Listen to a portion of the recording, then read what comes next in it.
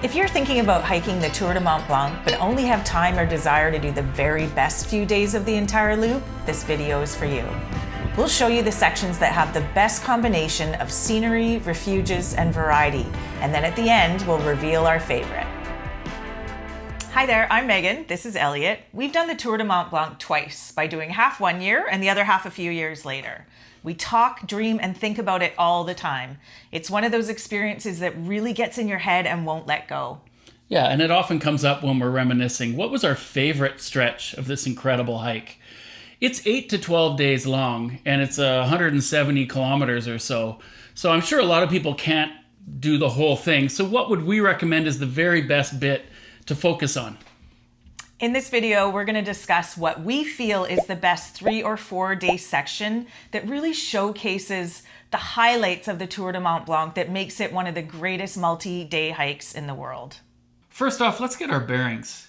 The entire circuit takes the average person about 10 days to complete. You'll start in Les Houches and go counterclockwise, eventually returning to Les Houches.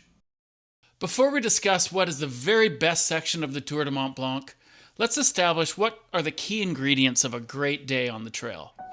Well, in my opinion, it's 2 things: inspiring mountain scenery and the tranquility of being on the trail all day with just you and your thoughts and nothing else to do. What about you? All of that, and the friendly and social atmospheres of the refuges. We met so many people, had great conversations over dinner or on the patio with a beer in the afternoon sun. I think of Refugio Elisabetta or Refuge des Motets. They were both perched high on the mountain with huge panoramic views. Yeah, and I think there has to have been a big challenge that day, like a big climb over a pass. The satisfaction you feel of having done something hard has to factor into it as well.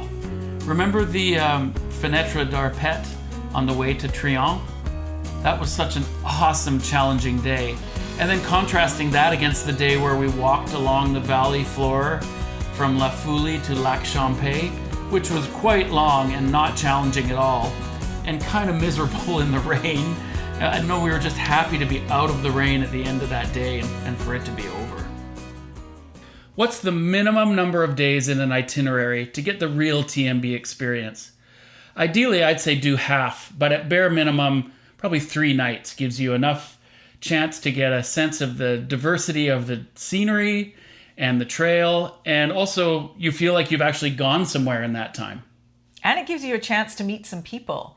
You connect on the trail, you connect for a meal after, and you connect on the trail the next day. And by the time you've shared a few meals and celebrated some victories, you've really created a bond. And you can't do that in a day or 2. And that's a huge part of the TMB experience. Yeah. What are the best stretches on the TMB? Number 1, from Bonhomme to Courmayeur. This section is the quietest corner of the Tour du Mont Blanc, which is no coincidence that it made the list. I love this section. Starting with the ascent to Col de Bonhomme, and then up over Col des Forts and down toward the Refuge des Motets. For a couple of days, this section is just so peaceful and remote, and you get these huge views the whole time, including a peek at Mont Blanc. Then in the second half of this section, when you cross into Italy, the views just get bigger and the Mont Blanc Massif gets taller and more dramatic with these hanging glaciers and waterfalls. I remember in the morning light just being completely speechless in the beauty of it all. It's a little dreamlike until just before you hit that ski resort and start your descent into Courmayeur. Yes, and this might be the best string of refuges or refugios as well. Remember petting the horses and sitting at those picnic tables in the grass over a bottle of wine? And Refugio Elisabetta clinging to the mountainside at the base of the glacier with that long view down the valley. Oh, that patio. Yeah. It's unforgettable. Yeah, definitely. Number 2, Refugio Bertoni to Col de Ferret. This was a magical couple of days. Once you get up and out of Courmayeur, you're traversing all the mountains along the valley, staring across at the Mont Blanc Massif all day long. Not a particularly hard day, but a long one. Then, assuming you stay at Refugio Elena, you climb Col de Ferret with Mont Blanc over your shoulder the next morning. There just isn't a dull moment on this entire stretch, and the refuges we stayed at or stopped at were all bustling with hikers sitting in spectacular spots. Remember the view from Refugio Bonatti as you ate your polenta that we've talked about for years since then? Yes.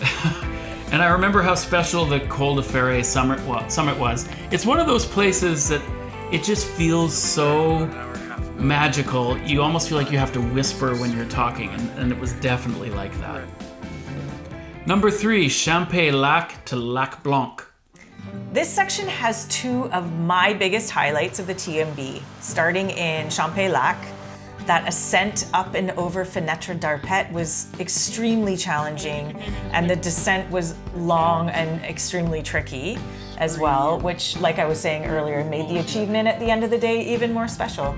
Yeah, and I'm glad we chose to do that variant out of Champay-Lac, because I think the standard TMB path just doesn't have the scenery this one does. It's much easier, but Fenêtre d'Arpet is tied with Col de Fort as the highest point on the whole TMB at about 2,660 meters. So you can see for literally 100 kilometers all across the Alps on a clear day. It's unreal. Then on the second half of this segment, you climb Col de Baume, and as you make the summit, Mont Blanc is spread out right in front of you, and the whole valley with Chamonix in the distance. And then beyond that, you climb up to the beautiful Lac Blanc, and you get those, but first you have to go over those long and kind of terrifying ladders, but so worth it, and just such a spectacular end to the whole route.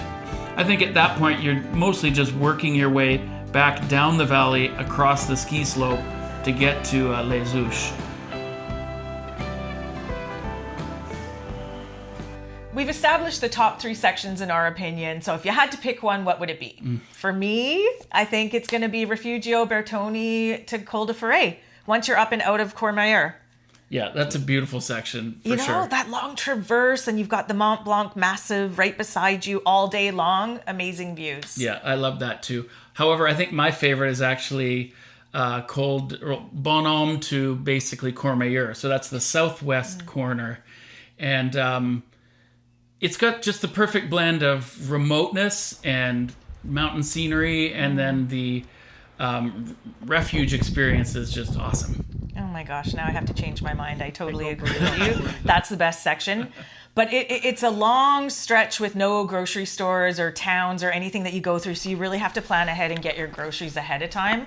Also, we did it in 4 days. It seemed a bit long. We had our teenage daughter with us. I think you could easily do it in 2 or 3. Yeah, some people were.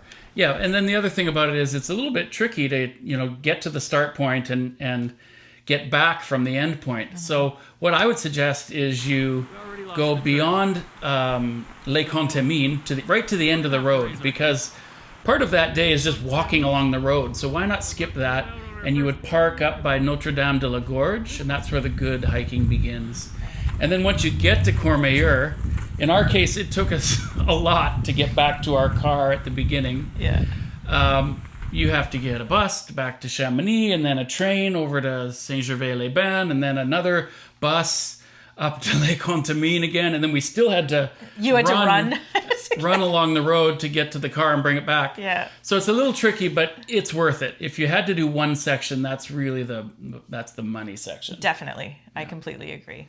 Everybody's experience on the Tour du Mont Blanc is different, and often weather plays a huge role in how you remember it and what you consider the best parts to be. So take our suggestions with a grain of salt.